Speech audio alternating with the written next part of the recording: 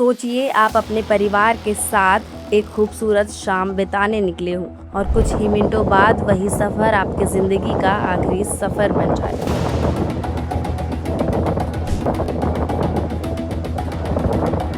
चलो चलो चलो चलो बेटा चलो। जबलपुर के बरगी डैम में कल शाम जो हुआ उसने पूरे प्रदेश को झकझोर दिया है। 30 अप्रैल की शाम करीब 5:30 बजे खमरिया टापू के पास एक क्रूज अचानक तेज आंधी की चपेट में आ गया और देखते ही देखते डैम में डूब गया। बताया जा रहा है कि ये क्रूज करीब 20 साल पुराना था। इस हादसे में 9 लोगों के शव बरामद किए जा चुके हैं। लगभग 20 से 25 लोगों को सुरक्षित निकाल लिया गया है, जबकि 4 लोग अभी भी लापता है।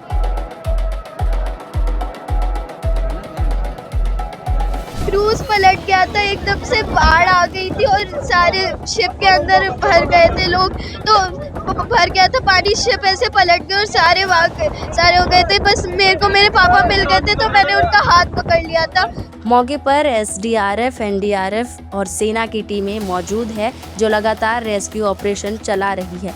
गोताखोर पानी के अंदर तलाश कर रहे हैं, लेकिन हर बीतते घंटे के साथ चिंता बढ़ती जा रही है। जिन परिवारों के लोग उस क्रूज में थे उनके लिए हर पल भारी है। चलो चलो चलो चलो बेटा चलो चलो भाई साहब जरा तो। वहीं केंद्र सरकार ने मृतक के परिवार को 2-2 लाख रुपए और घायलों को 50,000 रुपए की मदद देने की घोषणा की है और मुख्यमंत्री डॉक्टर मोहन यादव ने इस हादसे पर गहरा दुख जताते हुए मृतकों के परिजनों को 4-4 लाख रुपए की आर्थिक सहायता देने के निर्देश दिए हैं। उन्होंने कहा है कि ये घटना बेहद पीड़ादायक है और सरकार हर संभव मदद करेगी।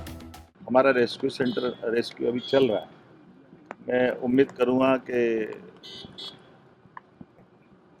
ऐसे हादसे की एक तो हम जांच भी करेंगे, लेकिन अब बाकी बातें चूँकि हमने उस पर अपनी जांच बिठा दी है, जांच का हम इंतज़ार भी करेंगे।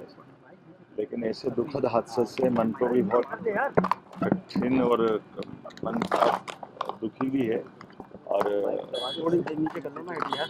ऐसे माहौल में लाइफ जैकेट को खास करके क्रूज में सबको पहनना ही चाहिए। जिनने पहना उनको मालूम भी है, कुछ ने आधा अधूरा बांधा था, लेकिन ये सारी बातें जांच में आएगी। अभी इसमें कुछ नहीं बोल पाऊंगा। मैं उम्मीद करूँगा कि इस हादसे से टूरिज्म डिपार्टमेंट अपनी जांच करते हुए भविष्य में कभी ऐसी घटना न घटे। लेकिन दुखद हादसा हुआ है। हमने बहुत सभी परिवारों के साथ मेरे अपनी शोक संवेदना भी है। लेकिन इस हादसे की सबसे बड़ी बात सिर्फ तूफान नहीं, असली सवाल इसके पीछे की लापरवाही पर उठ रहे हैं। बताया जा रहा है कि जिस क्रूज में सीमित संख्या में यात्रियों को बैठाने की अनुमति थी, उसमें तय संख्या से ज़्यादा लोग सवार थे। कुछ रिपोर्ट्स में टिकट कम लोगों की कटी होने की बात सामने आई है, लेकिन मौके पर यात्रियों की संख्या कहीं ज़्यादा थी, जो नियमों के उल्लंघन की ओर इशारा करती है। हादसे के वक्त करीब 40 किलोमीटर प्रति घंटे की रफ्तार से तेज हवाएं चल रही थी। मौसम अचानक बिगड़ा, पानी में ऊंची लहरें उठी और कुछ ही देर में क्रूज असंतुलित होकर पलट गया। सवाल ये है कि क्या मौसम की जानकारी पहले से नहीं थी? अगर थी तो क्रूज को रवाना क्यों किया गया?